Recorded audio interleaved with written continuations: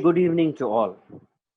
On behalf of the Honorable President of Dental Council of India, Dr. Dibyendu Majumdar, it gives me immense pleasure to welcome you all to the seventh webinar of this wonderful initiative by the Dental Council of India.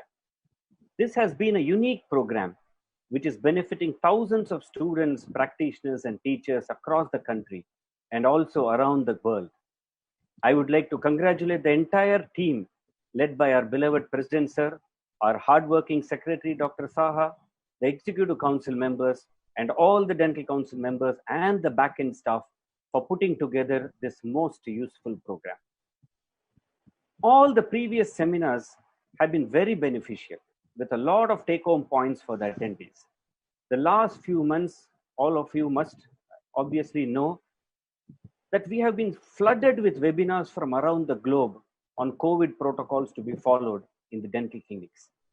We have also received very appropriate guidelines from the Dental Council of India and the Ministry of Health, Government of India. As our states begin to relax these protocols and more patients start visiting clinics for rehabilitation, which has also been kept pending for the last few months rather than emergencies, we need to assess our sterilization and disinfection measures related to prosthodontics, especially those regarding impression materials and models. And very little has been said about this in all the dental COVID webinars that have been going on for many months for now. It is also extremely important to streamline the protocols for sending and receipt of work from our clinics to the dental laboratories so that even this source of cross-contamination is eliminated. Before we proceed on to the lecture, I would like to give some instructions on behalf of the Dental Council to all the attendees.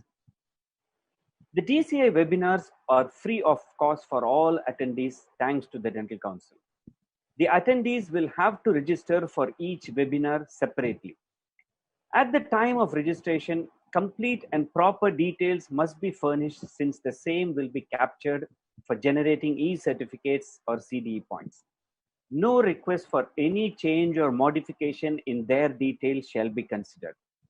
An e-certificate of attendance will be conferred to all the attendees, including undergraduate students, postgraduate students, international attendees, non-dentists, on their registered email. CDE points will be awarded only to the dentists registered with State Dental Council or Tribunals of India. Certificates will be sent to the attendees by email within 3 days of conclusion of each webinar for those who have attended the entire session of the webinar uninterrupted. Please check your junk email folder also, just in case the certificate email got delivered there instead of your inbox.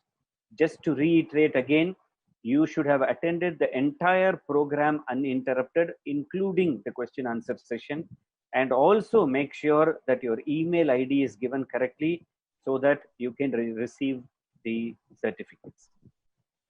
I am also extremely happy on behalf of the Dental Council to announce the top 5 dental colleges in the country in terms of attendance for the webinar conducted on 9th August 2020. Sardar Patel Postgraduate Institute of Dental Medical Sciences, Lucknow; Best Dental College Science, Madurai; Yenapoya Dental College, Mangalore; Srinivas Institute of Dental Sciences, Mangalore; Bojia Dental College and Hospital, Baddi, Himachal Pradesh. We congratulate all of them and we request same kind of support and enthusiasm from all the dental colleges in the country. It now gives me great pleasure to introduce our speaker of the day, Dr. Veena Jain. Dr. Veena Jain completed her undergraduation in 1993 and post-graduation in 1996 from the prestigious KGMC Lucknow. After that, she joined the prestigious All India Institute of Medical Sciences, New Delhi as a senior resident and is currently working at the same institution as professor and head of Department of Prosthodontics. She is a life member of the Indian Dental Association, the Indian Prosthodontic Society, the Indian Association of Cleft Lip, Palate and Craniofacial Anomalies, and she is also a fellow of the International College of Dentists. She has worked on different research projects funded by ICMR, DBT, DST, and her main area of research is geriatric prosthodontics. She has more than 50 publications in different national and international index journals. She has conducted many CME programs on different topics like full mouth rehabilitation, cast partial dentures, implant supported overdentures, implant supported facial prosthesis in national as well as international conferences. Dr. Veena Jain, the floor is yours. Yeah. Good evening to everyone who is present here today's evening. So before starting the presentation, I want to thank the President DCI and the Secretary Sir and the entire team of the DCI who is associated with this activity for giving me this opportunity to present in front of you. Today I will speak on the management of impression material, impressions on the models during COVID-19 period. I selected this topic because the impression are integral part of the prosthodontics, and simultaneously they are the most common source of the transmission of the infection among the dental personnel and to the laboratory. So to understand how we can prevent the transmission of the infection among the dental personnel, we have to know how an infection take place. So for any infection to take place, a pathogen is required which has sufficient virulence and present in sufficient number, and a source is required where this virus or the pathogen can survive and multiply. Then they need a mode through which they can transfer to the susceptible host, and in the host they need a portal through which they can enter to the host. So different type of the many pathogens are prevalent in our community. For many of them, immunization is available. But in today's scenario, we talk about the COVID-19 for which research are going on yet. As we know that this COVID-19 or the coronavirus is caused by the coronavirus. This is an RNA virus and which has a lipid membrane with protein spoke on the outer surface. This protein spoke attached to the receptors on the cell membrane of the human being and through which they enter the cell of the human. So any of the pathogen or the pathogenic microorganism can enter the human body through the different routes. That is percutaneous, that is through the sharp needle or the instrument while working onto the patient can pierce our skin or the mucosa. So chances of in such cases infections are very high, or they may be entered through the infected oral lesions into the non-intact skin. Again, the chances of receiving the infection are very high in such cases. Or they may transfer to the dental personnel through the aerosols, inhalation of the aerosols. In these cases, the chances of infections are moderate. And when we are touching the infected surfaces in the operating or in the dental office, the infection can be transferred, but the chances are very less in such cases. So to prevent the occurrence of the infection, we have to do a strict protocol for the decontamination procedure. In the decontamination, we can divide it into sanitization, disinfection, and the sterilization. Sanitization means it's the physical cleaning just to reduce the number of the microorganisms or to reduce the bioburden. So the disinfectant will be more effective.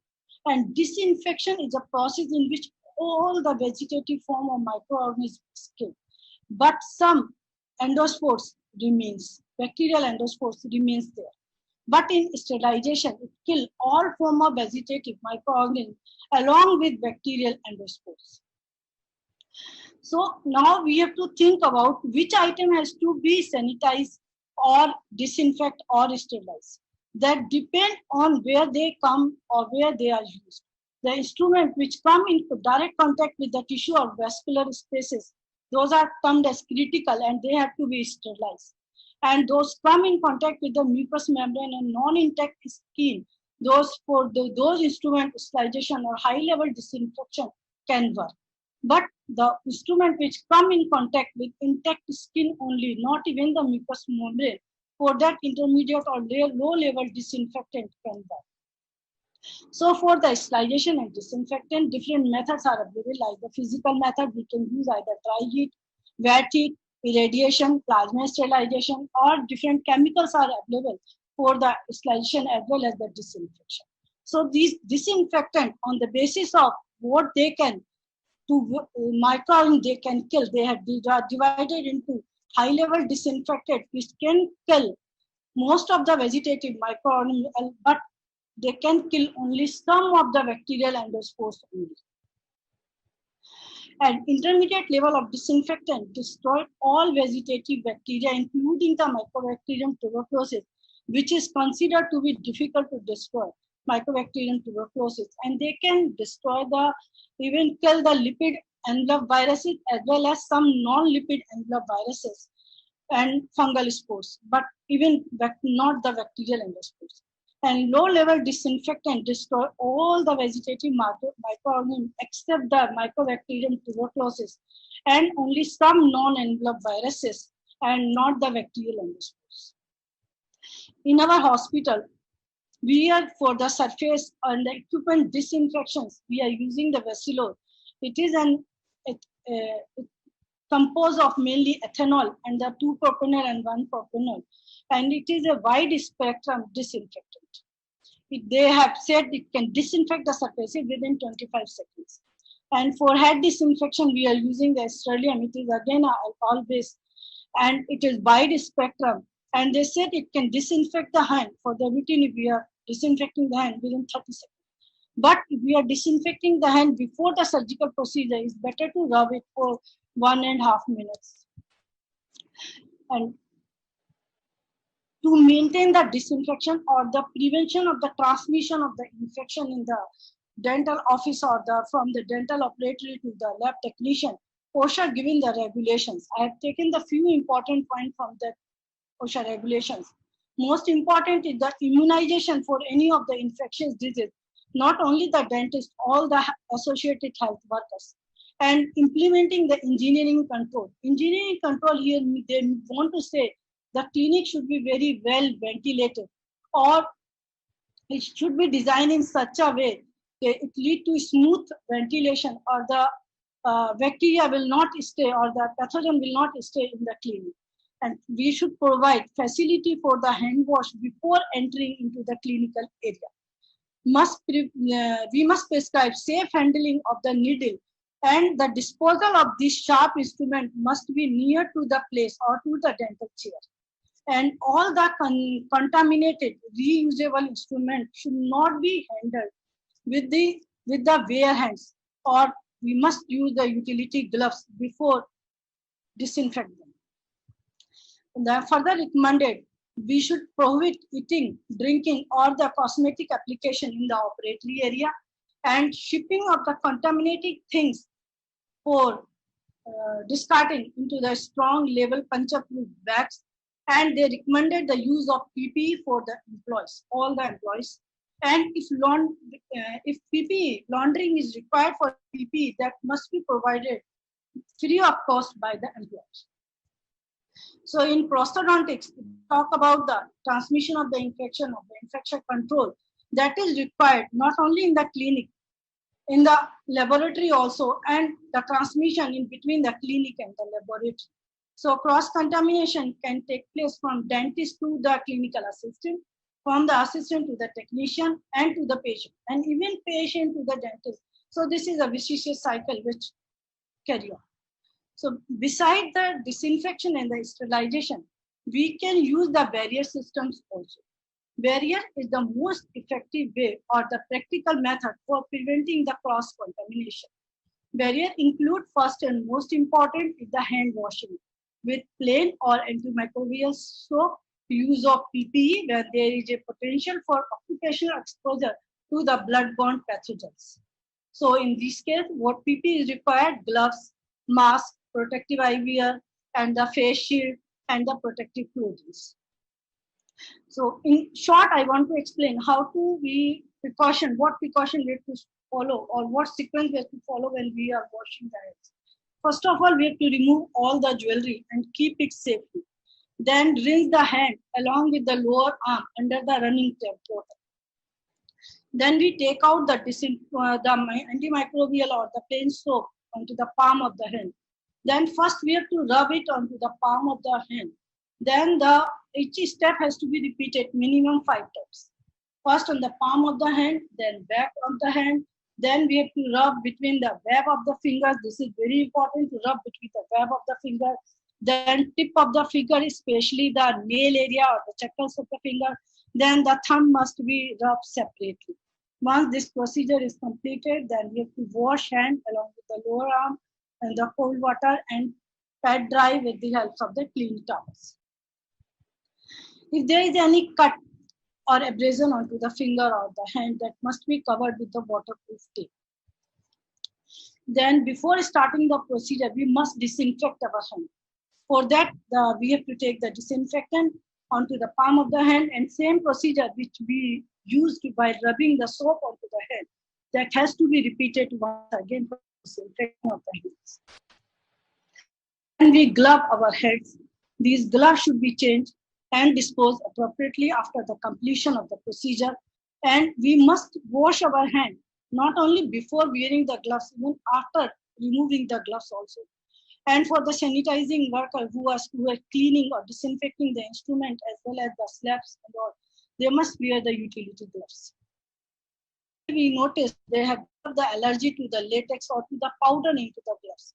For them, powder-free latex gloves are available in the market, or they may use nitrile or polyurethane gloves. These are available with and without powders. So whatever suitable can be used. There is a definitive procedure or the technique how to wear the gloves. So first the assistant open the gloves and drop them onto the table, on the sterile table. Then the dentist can pick up the gloves with the right hand. Just he has to fold through the folded portion of the gloves only. Then wear the gloves without touching the outer surface of the glove. We have to wear the gloves. Once we had wear it in one hand, then slide the figure of that hand under the folded portion of the gloves and then wear it. And at this time, we should not touch the inner surface of the glove. Then we wear it and make it, fold it or cover the cuff of the surgical gown. Then after that, we can unfold the gloves we had previously wear and cover it onto the surgical gown.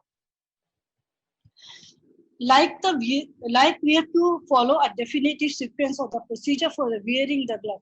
Similarly, the removal of the gloves is more important, because if we are not follow definitive procedure while we are removing the gloves, we may contaminate or infect to ourselves by removing the gloves. So how to remove the gloves? While removing the gloves, we must hold it into the palm area. It's easy to hold from here. Then remove halfway in both the hands, not completely. Then from one hand, we have to remove it completely and hold it into the hand in which the gloves is still there. Then what we have to do, just slide the thumb on the inner surface of the glove without touching the outer surface. Now fold the gloves onto the gloves we are holding into the hand. And now discard it into the bucket which is meant for the to discard the plastic items. Another important question is, does double gloving double the protections? Although it's not double the protection, but the different studies show it's definitely beneficial, as the Tokars and Doll and the Grasso and the Granger, they had supported the person who are wearing or using the double glove during the surgical procedure or when working, where chances for the infections are more. The chances of getting the infection are 72 or 70% less as compared to the person who are using the single gloves. Even the CDC or the WHO recommended the wearing of the double gloves when we are working onto any infected person. And for the laboratory person who has to handle or working on the instrument where the chances for the splash or the spray or the spatter formation, they have to wear the proper PPE that include the cap, protective eye wear, face mask, N95 mask be preferred, surgical gown, and the gloves as well as the shoe covers they have to wear. And these has to be changed daily, after once a day daily, and they have not to go with this PPE outside the clinical area.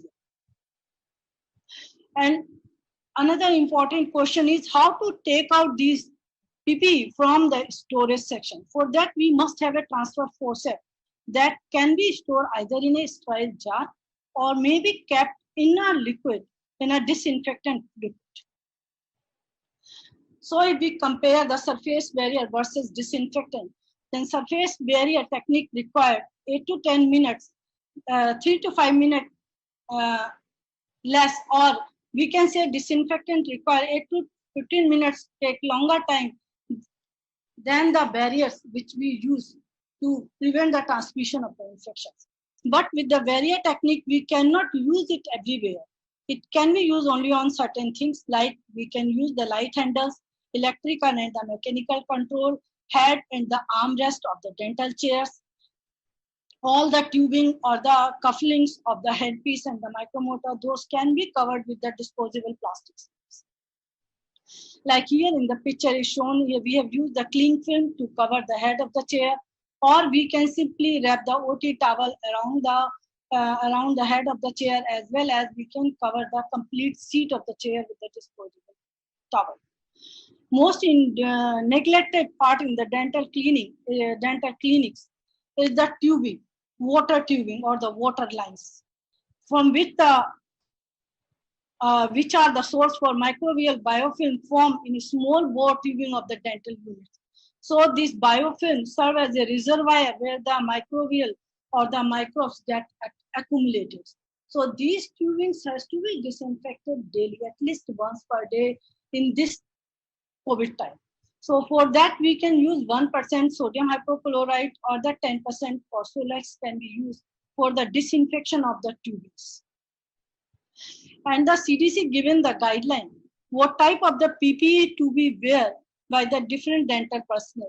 They had advised, and where there is a anticipated use of aerosols or the sputter generated devices, like we are using the handpiece or the air water syringe or ultrasonic scaler, dental personnel or the clinical assistant must wear the level 3 PPE, or along with that they have to wear the eyewear, mask, gloves and gowns.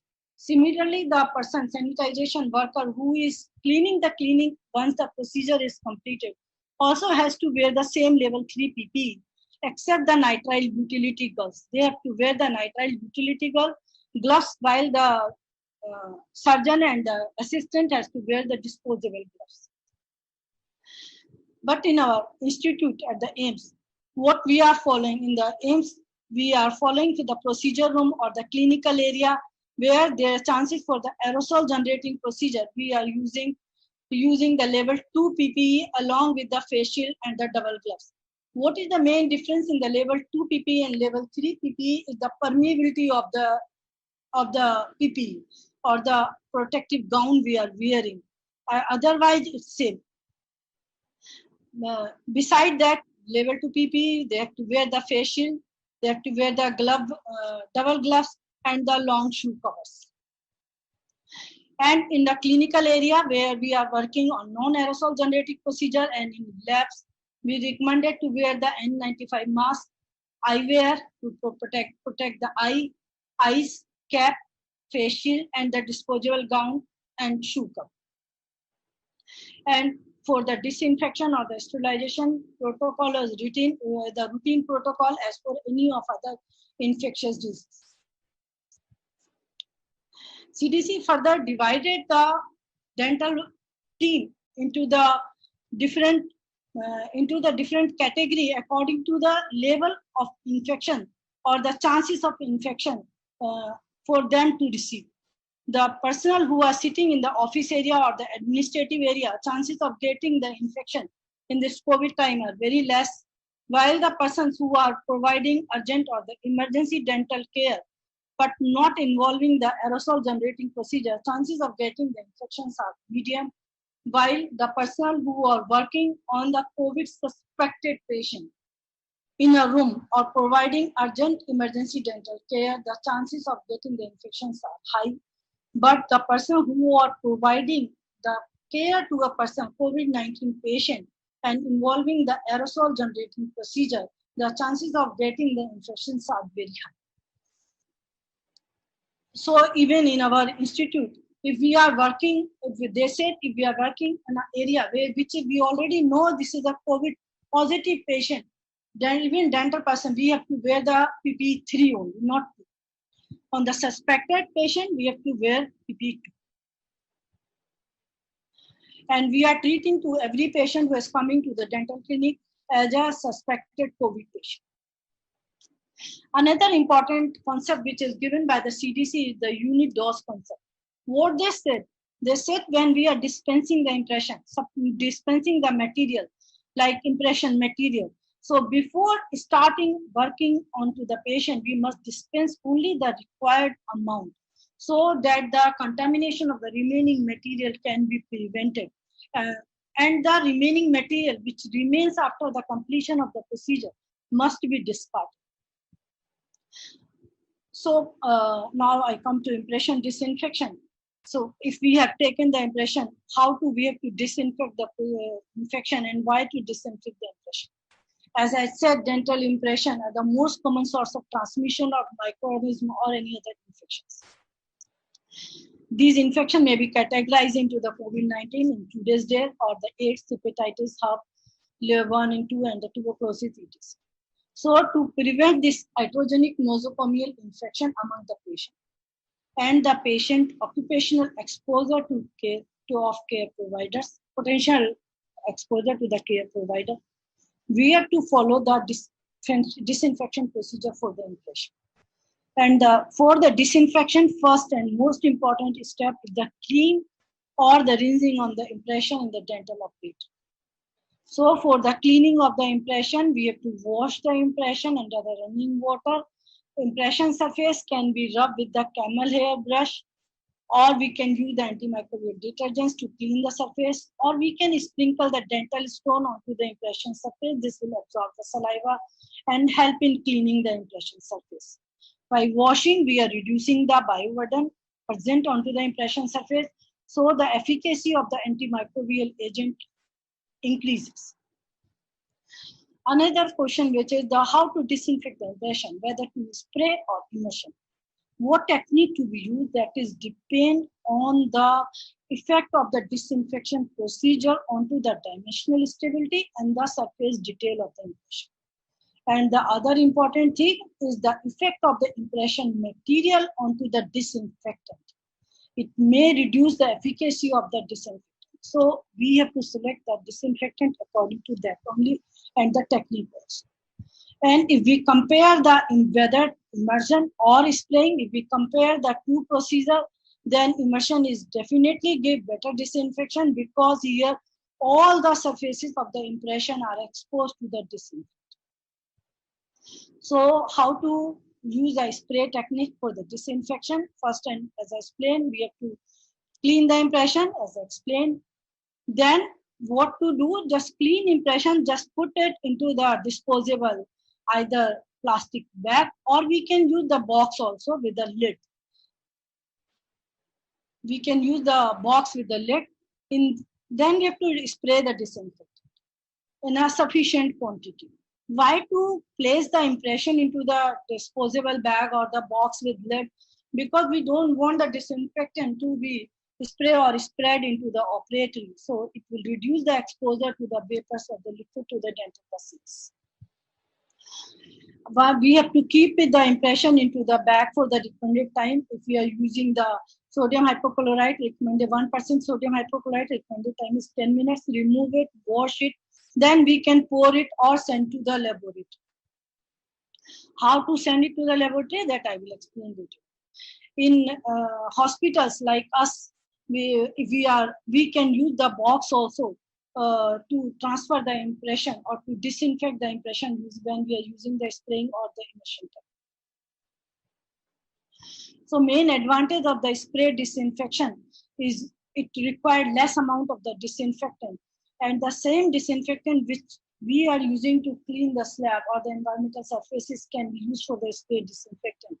But main disadvantage is probably not as effective as immersion and can release into the air. In prosthodontics, although we are using different type of the impression materials, So for the different impression material, we have to follow the different protocol for the disinfection. Like when we are using the impression, taking the impression using the impression compound or the zinc oxide eugenol, which we generally use for the final impression. For both the materials, we can use 1:10 dilution or 1% sodium hypochlorite and the iodophor for a specific time period and 2% butadiene. Most of this disinfectant has to be either immersed. This impression can be disinfected either by spray technique or the immersion technique. We have to keep the impression in contact with the disinfectant for minimum 10 minutes. After that, we have to remove it and wash it. For the hydrocolloid, we mainly use alginate and the agar. Alginate is more commonly used than the agar into the clinical practice nowadays. For the alginate, as we know, they imbibe the water. So immersion technique is not preferred with the hydrocolloid. We have to use the spray technique with the hydrocolloids. Most of the time, sodium hypochlorite 1:10 dilution and the iodophor or the synthetic phenols are used for 10 minutes. Or we can use the glutaldehyde also if we are using 2% glutaldehyde. What we can do for any of the disinfectant, if we think spray is not sufficient, we can wrap the impression into the disinfectant soap towels for the recommended time and then unwrap the towel, wash it and pour the model or transfer it to the lab.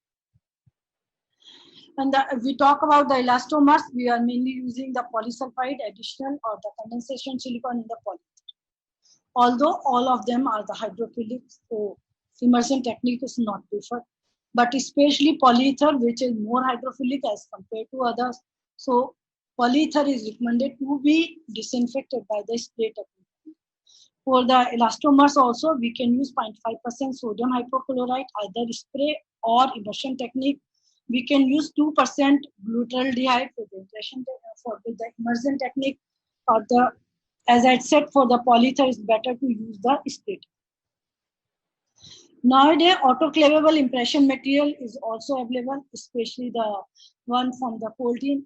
But main drawback when we think about the autoclavable impression materials, we think if they are dimensionally stable, autoclaving will not affect the dimensional stability.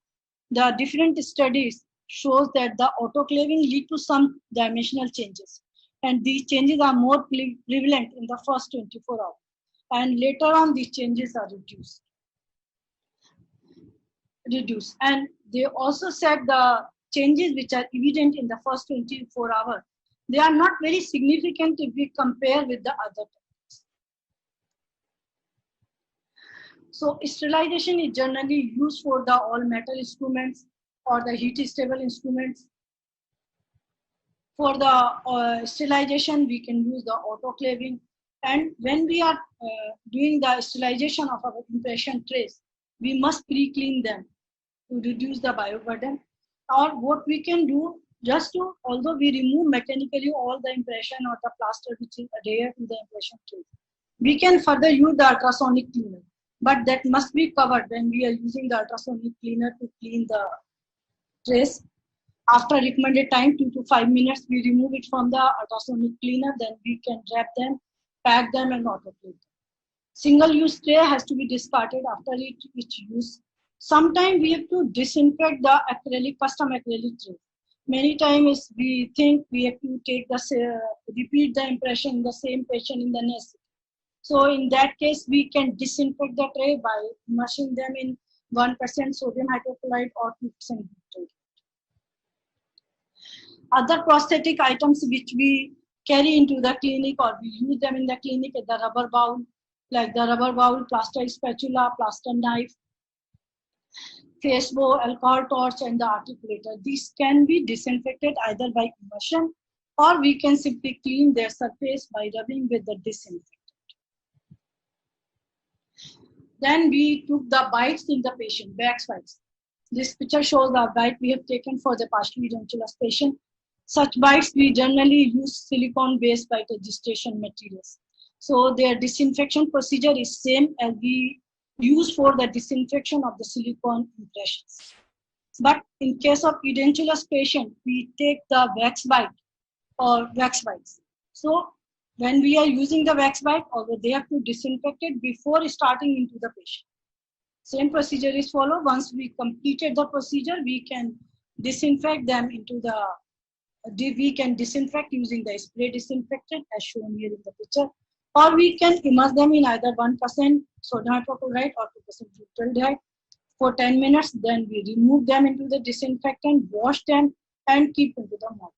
Here, I want to highlight in this time where the COVID infection is prevalent, is better to avoid placing these bite rims in between the procedure onto the models, because to disinfect the models ideally is very difficult. In any case, if we have placed the bite rim onto the models, then it's better to disinfect the models by spray disinfectant or immersion, minimum 30 minutes for the models. That I will explain. And sometimes what happens, patients comes with orally soiled prosthesis or the dirty prosthesis, either for the cleaning of the prosthesis itself, or maybe for the relining or the repair of the prosthesis, and we find the prosthesis is really so orally soiled. So before carrying out any of the procedure, we must clean the prosthesis first. Before that, we have to scrub the prosthesis with the brush and the antimicrobial soap. Then this brush also can be disinfected, and or we can keep the prosthesis into the ultrasonic cleaner. Here again, I want to highlight the lid must be closed when we are cleaning the prosthesis into the ultrasonic cleaner. Once the cycle is completed, remove it from the ultrasonic cleaner, run under the tap water, dry, and then we can do the desired work or send to the laboratory for required.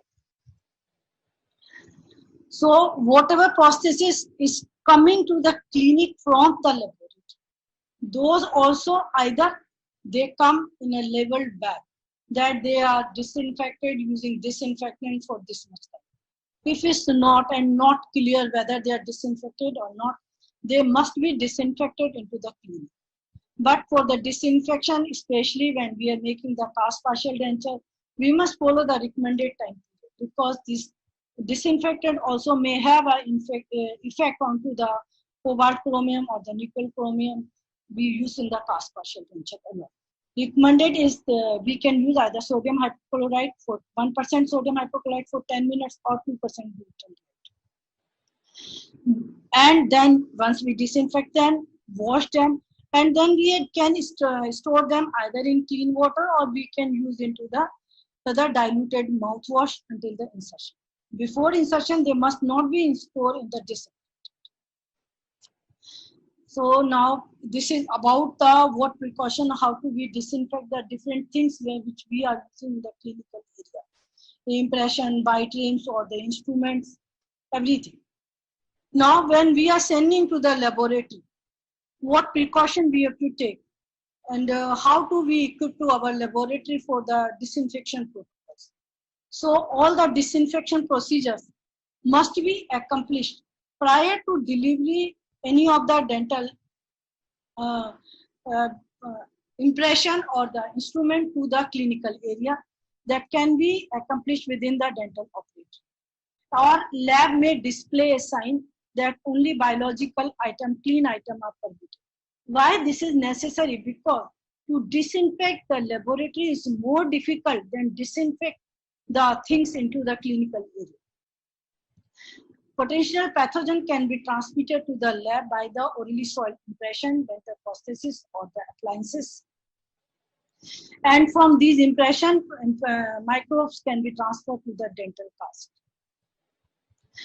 So dental personnel or the laboratory personnel are exposed to the microorganism while they may come in contact with impressions if they are keeping the infected impressions, working on the handpiece, pumice pan, pouring the impression, or they working on the lathe where the chances of spatter or the aerosolization, or they are not well washed with the hand washing protocols.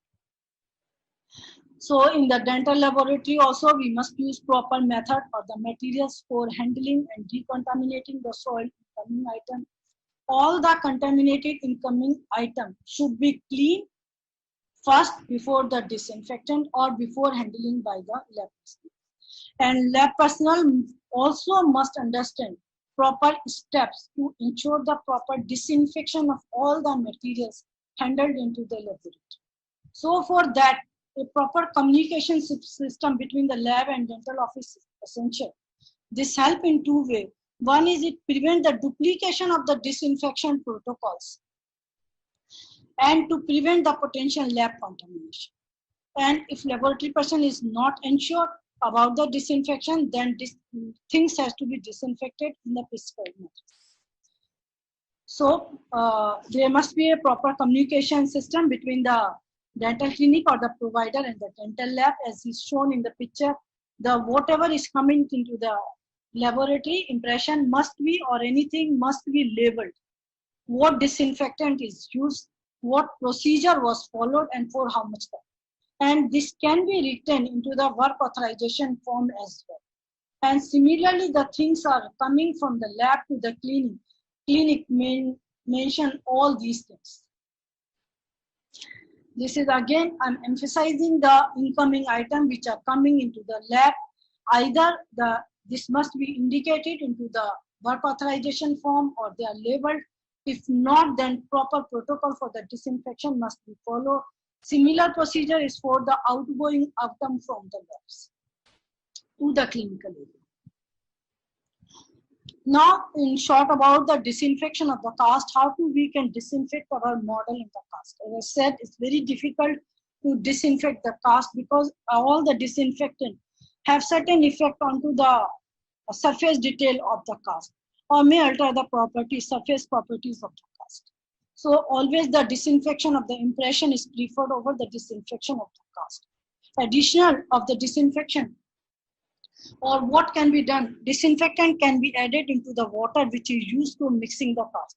We can use for the disinfection either hydroform, phenolic compound, or the sodium hypochlorite, glutaldehyde 2%, or the chloramine type. This can be mixed into the water which we use to pour the impressions. Anyway, if there is a need to disinfect the cast, then we must place the cast in such a way the disinfectant must not accumulate onto the surface of the cast, facilitate the drainage. And then we spray the cast with hydroform or chlorine compound and then rinse the cast. Or we can soak the cast for 30 minutes in 0.5% hypochlorite or slurry. Over the hypochlorite, slurry water is preferred because slurry water is formed by, or we can say, saturated solution of gypsum in which the cast can be placed. Another most contaminated thing in the dental laboratory is the dental lathe, where most of the dentures are polished, or sometimes they are used for the gloss trimming and the polishing of the dental appliances. So whenever the dental personnel or the labor work on the dental lathe, their protective shield must be down, and they must on the vacuum. So all the sputter must be sucked by the machine itself. And for the pumice also, pumice must be cleaned daily. And for the mixing of the pumice, we can use disinfectant. We can use either 1% sodium hypochlorite, or we can use tincture of green, or soap can be added into the pumice. And we must use only the, like I had explained, the unit dose for the materials in the clinical area. Similarly, here we can dispense the pumice only which is required for a particular case.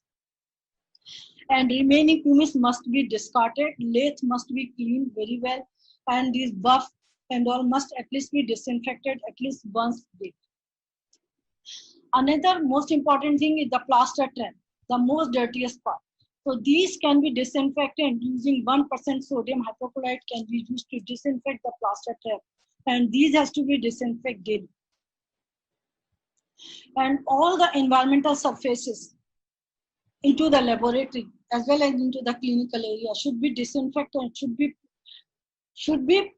same in the clinical area as well as in the laboratory. In the laboratory also, surfaces, as soon as we see they are dirty, they must be clean.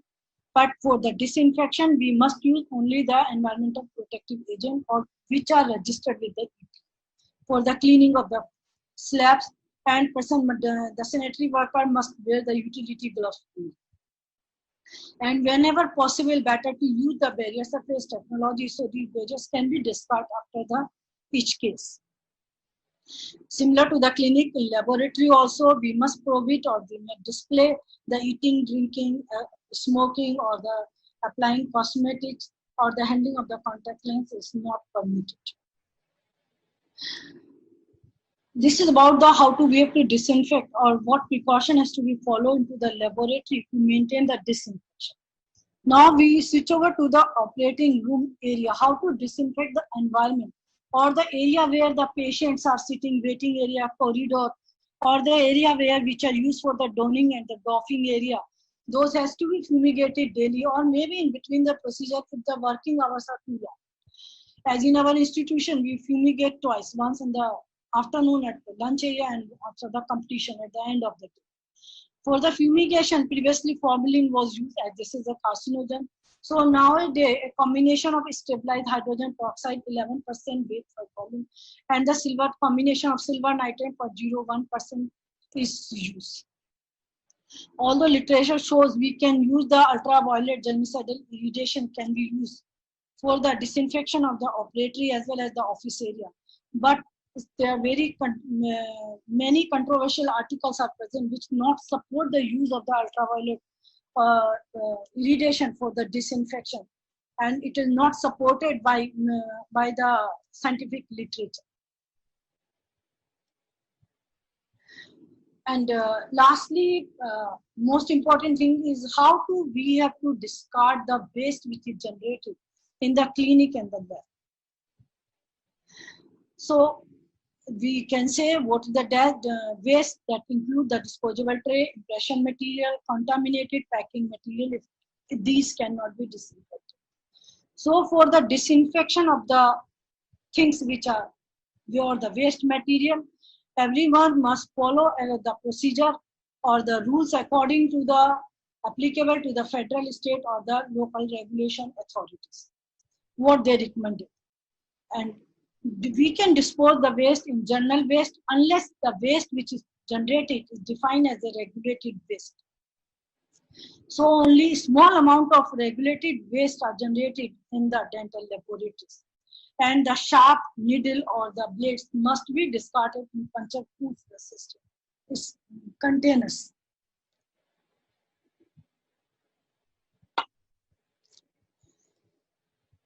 For the disposal of the waste, they are recommended, different color coding is recommended for the different type of the waste materials.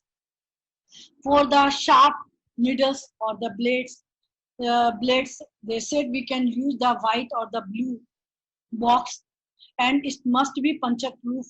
Yes, here we can see this is a plastic container, and these must be kept near to the work area only, so the things can be discarded simultaneously. And they recommended the red dustbin is for the infectious waste.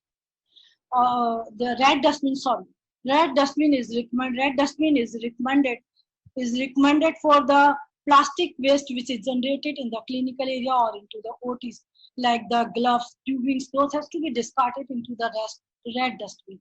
While the yellow dustbin is for the infectious waste, like the cotton which is soaked in the blood or the saliva or the human organs or like such things. And the black dustbin is for the non-infectious waste, like the paper. Such things can be discarded into the black dustbin. So we have to follow the proper rules which are recommended by the federal government or the state. So I want to conclude my webinar. All the infection control activities are designed to accomplish one goal. That is how we can break the link in the chain of the infection. Or we can say we want to interrupt potential for the transmission of the infection from one person to the another person. It is not very difficult to control the transmission of the infection between the clinics and the laboratory if they work in the close communication or in coordination to each other. And it is the moral and the legal responsibility of the dental personnel to protect himself as well as their patients from the infectious disease. Now the session is open for the questions.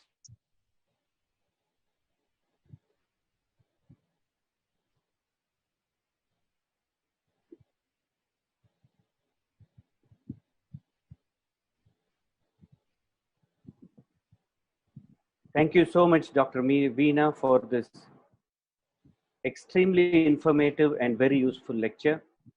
You have provided a great insight into the sterilization and disinfection protocols to be followed for the management of various prosthodontic impressions, impression materials, models, and also how the casts and models and various other things need to be sent from the clinic to the lab, and also how to receive them.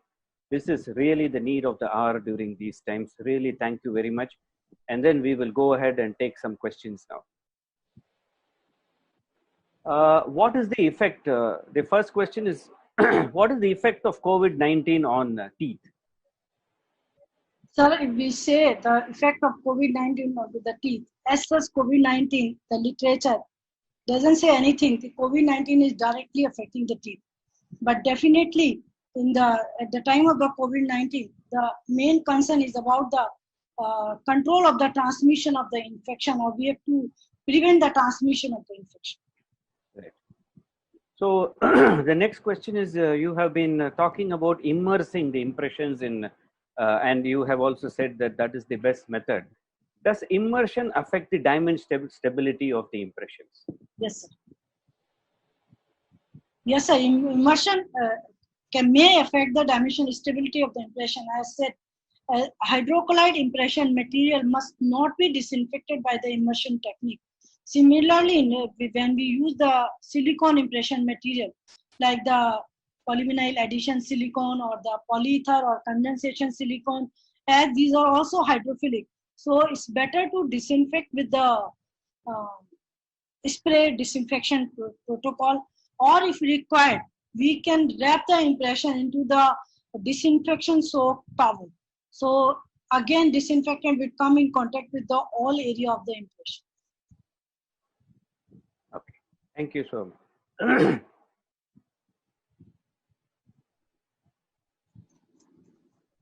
What is your opinion about these anti-retraction adopters? You know, I think they are talking about these in the retraction handpieces and other things. What is your opinion about that? Yes, sir. These are really very useful anti-retraction wall, especially when we are working on the patient. And as in our institution, they say we must treat every patient as a COVID suspected patient, because many patients are asymptomatic. So anti-retraction wall prevent the sucking of the saliva from the patient mouth into the handpiece. So further chances of contamination is reduced. Although in this era of the COVID-19, same aerator handpiece should not be used from one patient to the another without autoclave. So what instructions would you give for denture patients in this pandemic situation? Yes, sir, to the patients for the treatment of the edentulous patient, as we follow in our institute, as soon as patient enter into the clinic, we follow a definitive protocol. First of all, we make a hand wash area. We ask the patient to wash the hand. Then we display a video for the patient, so you can see the video, how to maintain the disinfection protocol, how to maintain the distancing. And another thing from the patient is we take the history from the patient. They are coming from which area, if they have any symptoms related to the COVID-19, like the infection, they have any fever, cold or cough, and body ache, like these symptoms we can ask from the patient. Then as soon as patient enter into the clinical area, we ask the patient, we give to the patient the shoe covers, because shoes are either shoe has to be removed outside the clinic, or we can give to the patient shoe cover to wear the shoe covers. The patient sit onto the dental chair. So before starting examining the patient, we talk the patient for a while, then ask the patient to rinse with the mouthwash. So mouthwash further, we can use either iodine based or we can use chlorhexidine based mouthwash, further reduce the bioburden into the oral cavity. So we can use this mouthwash in between the procedure also. And when we are performing the procedure, so when working on the procedure, suppose adjusting the denture. In between that, I want to use the micromotor. We must not forget to clean our gloves itself with the disinfectant solution before touching the micromotor handles. In this way, we can keep control of the transmission of the infection. Thank you. And after the completion of the procedure, before sending the laboratory, we make it mandatory to disinfect all the things into the clinical area. So how do you go about disinfecting dental chairs in probably, let's say in an AIIMS? Yes, sir. For the dental chair, we are using the barrier technique also to cover the headrest and the slip-on light handle and those. And after completion of each procedure, we clean the dental chair and the slab, everything with the 1% sodium hypochlorite. So in between the patient, when we suppose we have called the 3 or 4 patient, so we keep call the patient in such a way there is a gap of minimum 20 to 30 minutes in between 2 patients. So then the sanitation worker get ample time to clean or disinfect the operator. Next question is about the masks. I mean, everybody talks about N95. Some are safe, some are not safe. The respirator, non-respirator. So, what is your opinion? I mean, what should be used? We were also initially very confused, but now our institute has given a definitive guideline. They say whenever we are working on the patient, it's better to use the N95 mask without respirator. Otherwise, when we are sitting in the office or going here and there, we can use with respirator. And one more thing they are recommended, because N95 when we are working on the patient, it's not feasible to discard the N95 after each patient. So to avoid the transmission of the infection from one patient to the another, although we are protecting to the ourselves, it's better we use one medical mask over the N95 mask. So we change that medical mask after each patient. So in this way, we are protecting to ourselves as well as to the patients also. Right. And some were also asking whether N95 can be, reused and things like that. Yeah, N95 when we are working on the patient, what the literature said, I searched on the net also, they said disinfection procedure, although they have said they can be disinfected, but that may affect the permeability of these N95. And does patient also wear a PPE when you're working in orthodontics? Patient not wear the PPE because it's anyway patient come with the mouth facial mask only, and if that patient has to remove. Right. Many patients ask us, even my patient sometimes with me, I don't have PPE, how to come to dental clinic? We say you are not required PPE. We will cover the dental chair with the OT towel and clean it.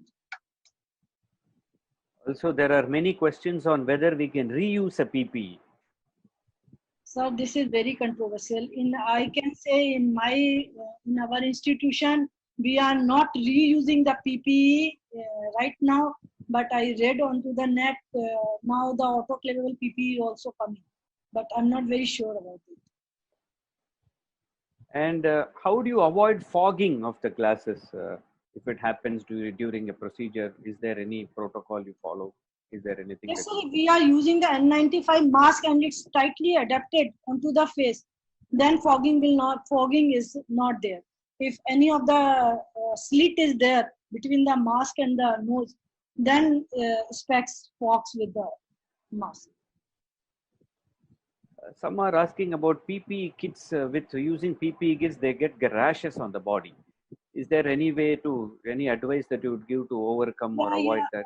PPE kit should not be wear, whether PPE 2 or 3 should not be wear directly. What we follow in our institute, we first wear the scrubs. Over the scrubs, we wear the PPE. Because this is plastic-like material. And do you change that PPE kit after every patient? No, or sir. do you sanitize it with some chemical spray or something? Yeah, we can. We clean it with a disinfectant solution. And the other important thing, over that we wear the disposable gown which remove after the, if we are using the aerosol generating procedure, it can be discarded after the procedure. So what is your idea about this negative pressure room and all that some people, and what is the AIIMS protocol on that? Is there any protocol? Is there any Yes, significance? sir. Yes, sir. Sir, in the previous question, I want to highlight one more thing. When anyone is using the PP, whether PP 2 or 3, their material is highly inflammable.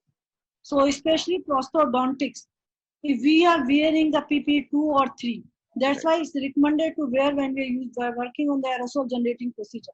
If we on the split lamp, there are very much chances they may catch fire. So in the clinic also now we had placed the flameless burner also, but they cannot be used for every procedure. Sir, as you ask about the negative pressure room, in our institute also they recommended the use of the negative air pressure room when we are working on a patient where the chances of the aerosol formations are like that crown filtration or the in endodontics and all, they use the negative. If they said we must use the negative pressure room, it's not more than that. Is the isolation room like that. Negative pressure means the amount of air which is going out from the room is more than the incoming air, and the air which is going out from the room should not be open, is discarded directly into the atmosphere. There should be proper ducting system through which that air must go through the duct, and the duct contain the HEPA filter, high quality HEPA filter for the disinfection of that air. Then it is released into the environment. So it has slightly less pressure as compared to the surrounding air, so that the air from the corridor or the outside the operatory may flow inside the clinic. But it should not, the air in that room must not merge with the other rooms. Oh, I mean, do you recommend the use of air conditioner? What do you do in the college? I mean, do you use Yes, an air sir, conditioner? air conditioner can be used in our office, in our institute. We have a separate, although our building is centrally AC, but in the clinical area, AC is separate than the administrative area. And in the room where we are doing the aerosol generating procedure, it has the HEPA filters also, and we prefer to work on the chair when we do the aerosol generating procedure. We prefer to open the windows on the clinical areas, so to prevent the stagnation of the area in the clinics.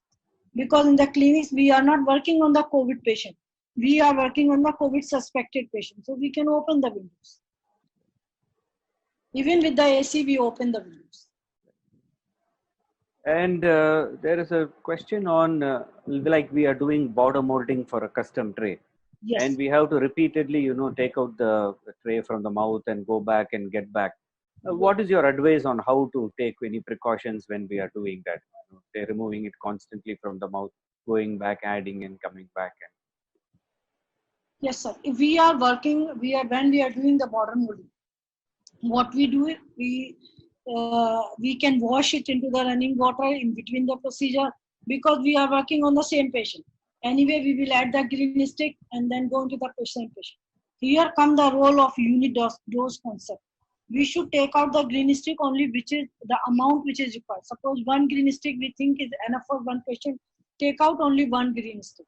And what we can do in the operatory, remove all the extra things, keep only the material related to that particular patient.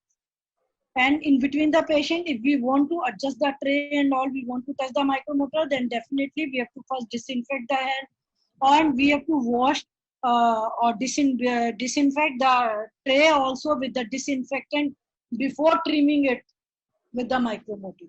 In the laboratory, in our clinic, we are using the same disinfectant which we use for the disinfect the surfaces to disinfect the tray and all. Spray disinfect in between the procedure. Right. And of course, there is a question on: is it okay to reuse impression compound, in the same patient? Yeah, in the same patient we There's can. no, I don't think. Yeah, right. Yeah, in the same patient we can use it, but not in the other patient. And what is your take on this digital impressions in this COVID era? Do you think they are going to be more advantageous than our analog impressions? Definitely, this is a very good option because here the transmission of infection is very less. We are directly taking the impression from the patient mouth.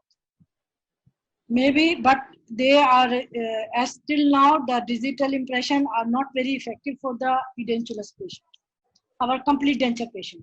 Those can be used, although many studies are there, they can be used in edentulous patient.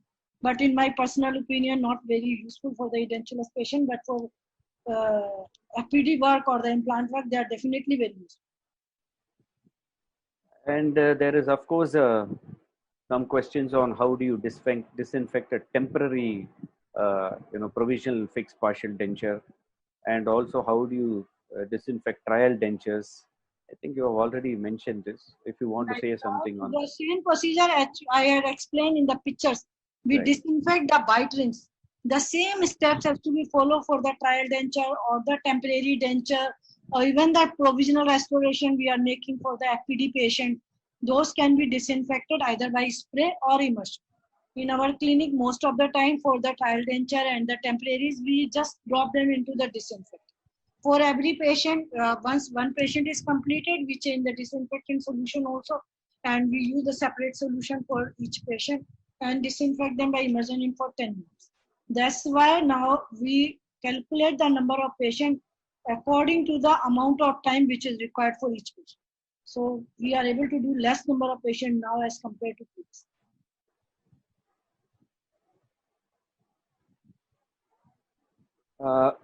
Well, many questions are there on this UV light. Can you just throw some light on this using UV lights, for disinfection? Sir, we have not used it and not using in our institution. There is not much of evidence. Literature also, although many studies are available onto the net also, but most of them are from the manufacturer side only. If we search about the scientific literature, it is missing that. Right. Of course, you have already mentioned there were some questions on how to disinfect articulators and stuff like that, but I think that was already covered in the. Do you want to add something more on that? No, does all materials, does it cause any damage to the articulator? What I said to my students in the hospital, not to carry the articulator into the clinical area, unless they are very essential to carry in this infection time. Anyway, we are carrying them to the clinical area, either immersion. Immersion may destroy or may damage the instrument. They can be disinfected either by spray or we can wipe off. We usually wipe off with the 1% hypochlorite or 2% sodium. 2%. And also, what is your take on the methods and means to reduce this aerosol generation? Can you just briefly give? Many questions are there on this aerosol. So, can you just briefly give? What I can say here, wherever possible, we can use the micromotors. But many times micromotors cannot be used. Micromotor where we can use, like patient come to us with the screw loosening. So to open the access opening, which we are closed with the composite, we can use the micromotor. Or slight rounding of the enamel, sharp enamel, and those can be smoothened with the micromotor. And if polishing is required, minor polishing is required, we can use the micromotor. But in many places, aerotor is required, and we cannot replace the aerotor with micromotor and anything. So what can be done in intentional procedure or the activities can be minimized in this time. So we also doing only the emergency aerosol generating procedures. This can be done. Does autoclaving the aerotor handpiece regularly, does it reduce its efficiency? No. We have to follow the routine protocol. We have to first dry it, then oil it before the autoclaving, then wrap it as recommended, then disinfect. Then put it in the autoclave. If we directly put into the autoclave, definitely it will be destroyed. And dummy burr must be there in the instrument. And again, does only cleaning the burrs by disinfectant, is it enough? after every patient. No, buds can be autoclaved. Okay. Very well. No problem in autoclaving the buds. Right. And some people are just asking you to elaborate a little bit on these autoclavable impressions that you, if possible, is there anything? Yeah, autoclavable impression. So really, I explained little less. Right. In the silicon-based impression material are available as an autoclavable impression material. 3-4 companies are providing autoclavable impression material. I personally never used autoclavable impression material. But what I find many studies onto the net, they have done the scientific studies onto the autoclavable impression material. And what they noticed when we use the autoclave the impression, once we took the impression after the autoclaving, there is some dimension change. But in the other different studies, when we compare with the spray method or the immersion method, what they find, the changes in the dimension, although in the first 24 hours is more, and with time the dimension changes come to little normal towards the what they were initially present. And the amount of changes even in the first 24 hours into the autoclavable impression material is comparable to the what we when we disinfect the impression with either with spray or the immersion. So no, there was no significant difference in the dimensional changes. And what is your your advice or take on these extraoral suction apparatus that people are recommending for while during these aerosol procedures? Sir, I think they will be very effective because these suctions will suck all the aerosol which will generate into the atmosphere. But because I have not used, so I can't comment much. We are using only intraoral suction, high power suction for the contribution. Do you believe that not allowing the patient to spit into the spittoon will reduce? In fact, just suck out water. Just don't allow the patient to spit. No. Is it going to help in any way? Sir, that is not possible not to allow the patient to spit. Because right. Many patients don't feel it comfortable, even though we said the patient the water coming with the handpiece is a distilled water. As we use in the chair, distilled water, the distilled water is coming in your mouth. Even then, some patients don't feel nice to swallow that water. Patient has to spit, and what we can do, we can use the high power suction. So amount of spitting required is less. Or what can be done as soon as we ask the patient to spit, ask the patient to rinse with the mouthwash. What we are doing in our clinic, we keep the disinfecting solution or the mouthwash into the disposable glass.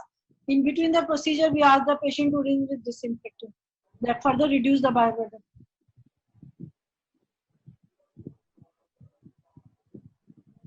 So I think more or less we have covered. I think everybody is asking almost similar questions otherwise. I think we have completely covered everything. You have talked about N95. There's a lot of questions on N95 especially, and you have given a very, very clear briefing on N95s. So I think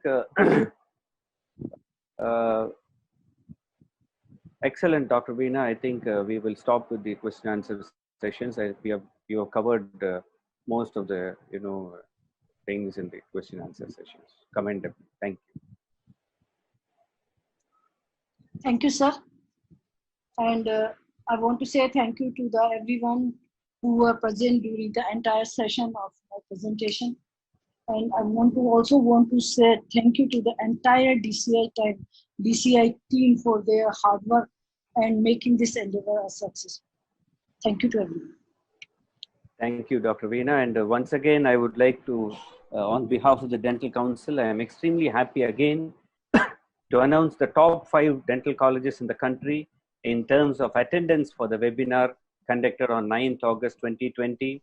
The Sardar Patel Postgraduate Institute of Dental and Medical Sciences, Lucknow, Best Dental Science College, Madurai, Yenapoya Dental College, Mangalore, Srinivas Institute of Dental Sciences, Mangalore, Bojia Dental College and Hospital, Baddi, Himachal Pradesh. Of course, we would like to introduce the next webinar topic that is going to happen next Sunday, August 23rd at 4 p.m. It's on medical history influencing implant outcomes and digital technology in implantology. The presenter will be Dr. Gunaseelan Rajan, maxillofacial surgeon and implantologist at Rajan Dental Institute, Chennai. It will be moderated by Dr. Indu Bhushan Kar, Professor, Department of Oral and Maxillofacial Surgery, SCB Dental College, Cuttack. So that is going to happen next week. We hope everybody is going to attend that webinar too. And I'm extremely thankful, and I would like to extend my sincere gratitude to the President of Dental Council of India, the Secretary, and all the Dental Council members for giving me an opportunity to moderate this session in these wonderful webinars that is being conducted by the Dental Council of India. I also thank them for this extremely commendable initiative, which is providing much needed updates and information on current trends in various aspects of our profession. I would also like to thank the speaker, Dr. Veena Jain, for her extremely informative and very useful lecture. And I have to also make an announcement that we have the highest number of attendees in all these. So far, we have about more than 16,000 attendees, and we thank on behalf of Dental Council everyone who has taken off their time to attend these webinars. And one more thing is that you don't need to fill up a feedback form from now. The feedback form along with the certificates will be sent to you by email, and you could just fill them up and send it at that point of time. So till we meet again, au revoir, all of you stay safe and take care. Goodbye.